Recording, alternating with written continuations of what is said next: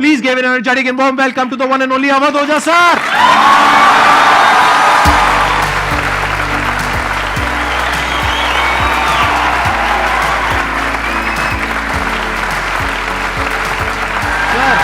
Sir hello sir, क्या हाल चाल?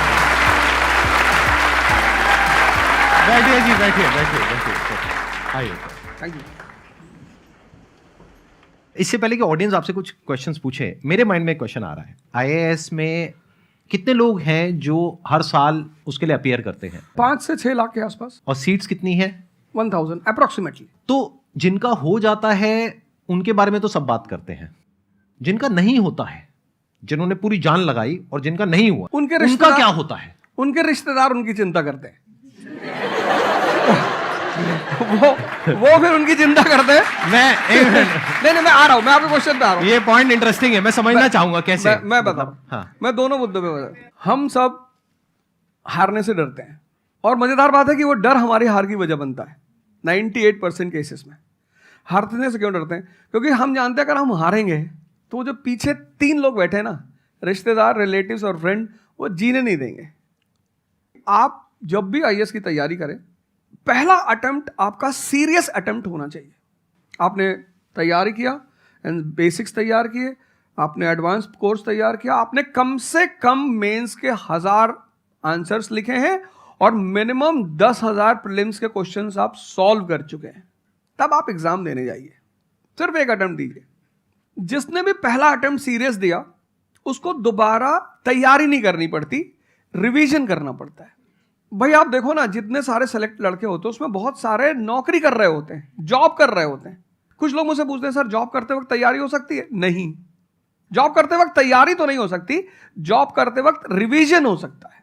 3 hours per day, 4 hours per day. तो मेरी एडवाइस ये है, क्योंकि ये एक बहुत रिस्की खेल है ये। मैं खुद ही बाहर हुआ, और फिर मैं कितने लोगों को देखता हूं जो 5-5, 6-6 अटेम्प्ट के बाद बाहर होते हैं। तो जिनको भी इस गेम में शामिल होना है, एक अटेम्प्ट सीरियसली आपका होता है, बहुत अच्छा है। आपको मैक्सिमम रिस्क लेना है तो आप 2 ले लो, उसके बाद आप अपना काम शुरू करो, जो आपका सेकंड लाइन थॉट था। कोई लॉयर बनना चाहता है, कोई मेडिकल लाइन में जाना चाहता है, कोई मतलब जो भी आप एंटरप्रेन्योर बनना चाहते हैं, आप करो, लेकिन अपने वो रिवीजन वाले 4 आवर बचा के रखो। आपने कितने अटेम्प्ट्स दिए थे सर? 4 अटेम्प्ट्स आपने दिए थे। और आपने कहीं से कोचिंग ली थी, यानी लाखों रुपए दिए थे कोचिंग में? नहीं, तब लाखों नहीं थे, तब हजारों थे। अच्छा, हजारों रुपए आपने खर्च करे थे, और आप एक मिडिल क्लास बैकग्राउंड से थे। तो टोटल 4 साल में आपका कितना पैसा लग गया होगा? रहना, खाना, पीना, और आपने तो पूरी तैयारी करी होगी, साथ में कुछ और नहीं किया होगा? I think so. कुछ नहीं किया, बिल्कुल। तो कितना आपका 4 साल में अच्छा खासा पैसा? 5-6 लाख रुपए लगे। 5-6 लाख रुपए उस समय लगे। आज के समय पे अगर किसी को कोचिंग लेनी है तो आई थिंक इससे 3-4 गुना, 5 गुना आराम से लगेगा। तो 15-20 लाख रुपए उस इंसान का लग गया, और वो है एक मिडिल क्लास बैकग्राउंड से। अब वो कहीं ऐसा तो नहीं कि वो ना यहाँ करा ना वहां करा 4-5 साल बाद? हाँ, वही मैंने कहा कि अब आप, जब हमारे समय तो ठीक था, अब आप रिस्क पूरा नहीं ले सकते। You have to be cautious. अब इनको कॉशियस होना पड़ेगा कि ठीक है, जैसे बड़े सारे लड़के क्या करते हैं, वो 1-2 अटेम्प्ट ऐसे ही देते हैं। अब तो इनके पास 6 अटेम्प्ट है। ओबीसी हैं तो और ज़्यादा है, SC ST हैं तो और ज़्यादा है। और मैं कहूँगा आप किसी भी कैटेगरी से आते हैं, आप 2 अटेम्प्ट से ज़्यादा कभी मत मानिए। ये पॉइंट बहुत अच्छा है कि आइडियली आपको अपने माइंड में ये रखना है कि एक ही अटेम्प्ट है मेरे पास में, मैक्सिमम अगर आपकी फैमिली अफोर्ड कर सकती है तो 2 अटेम्प्ट है। उसके बाद में अपने काम पे ध्यान देना है, और इसको एज ए रिवीजन की तरह देखना है, मतलब इसको साथ साथ में चलाना है। ये नहीं कि अपने 5 साल या 6 साल लाइफ के सारे यही निकाल दिए और सारा पैसा घर वालों का लगा दिया, या उन्होंने खेत बेच दिया, या लोन ले लिया। ऐसी बहुत कहानियां मैंने सुनी है सर लोगों की, और बहुत ही दर्द होता है ऐसी कहानियां देख करके। ऐसे लोगों की जो कहानियां हैं वो उसको सुन करके बहुत ही बुरा लगता है अंदर से। चलिए आगे बढ़ते हैं जी। Sir, I wanted to ask how to fight the basically fear that we feel. Like there are lot many fears that we face, not only in studies but in each aspect of life. There is some kind of fear. How to fight that? How to come back? How to have that courage in life? Fear बड़ी प्यारी चीज है। हमने कुछ words को बड़ा negative बना लिया है। जैसे अब बच्चा है 2 साल का, उसको तो फियर होता नहीं, उसे कुछ पता नहीं, उसने कोबरा देखा, जाके पकड़ लिया। वो तो बाद में घर वालों ने देखा तो पता चला कि भैया कोबरा पकड़ के घूम रहा है। लेकिन हम बड़े हो गए ना, अब हम कोबरा देखेंगे तो वो हमारी बॉडी की जो मैकेनिज्म है वो हमें वार्न करेगी, अलर्ट करेगी। That is natural fear. वो अच्छी चीज है। जिस चीज की आप बात कर रहे हो वो फियर नहीं है, वो ओवर थिंकिंग है। आज का जो युवा है वो फियर से परेशान नहीं है, वो ओवर थिंकिंग से परेशान है। अब ये ओवर थिंकिंग क्यों है, उस फैक्टर पे आते हैं। ओवर थिंकिंग की वजह क्या है? ओवर थिंकिंग की वजह यह है कि आज का समाज इतना एक्सपैंड कर चुका है। You are outside your house, तुमको तुम्हारी दोस्त मिल गई कि मैं कल लंदन से आई, क्या लाइफ है लंदन में यार, और मैं तो ये कर रही वो कर रही। आपको लगा हम ही पागल है यार, आईएएस की तैयारी कर रहे। फिर शाम को किसी फ्रेंड का फोन आ गया कि मैं तो अब ऑस्ट्रेलिया जा रही हूँ, मैं तो वहीं सेटल हो जाऊंगी। 90s में हमारे पास इतने स्कोप नहीं थे। हमारी जो लाइफ थी वहां ओवर थिंकिंग इसलिए नहीं थी, आपने भी सर देखा होगा, क्योंकि हमारे पास इतने स्कोप नहीं थे। आज तुम्हारी जनरेशन में यू हैव मल्टीपल फील्ड्स, मतलब इतने सारे फील्ड्स ओपन है।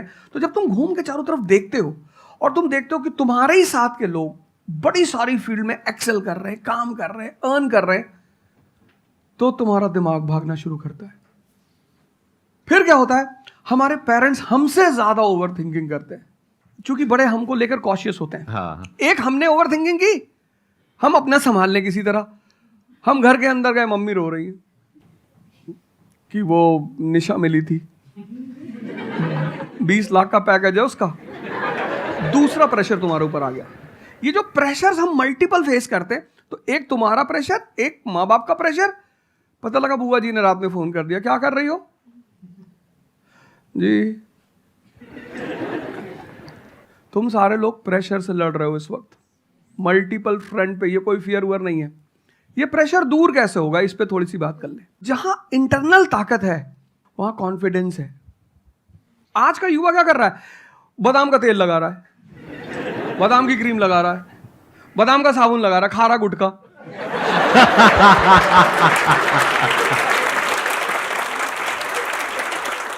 आप लोगों को चूंकि हर तरफ प्रेशर झेलना है, तो प्रेशर झेलने का सबसे अच्छा तरीका होता है इंटरनल पावर।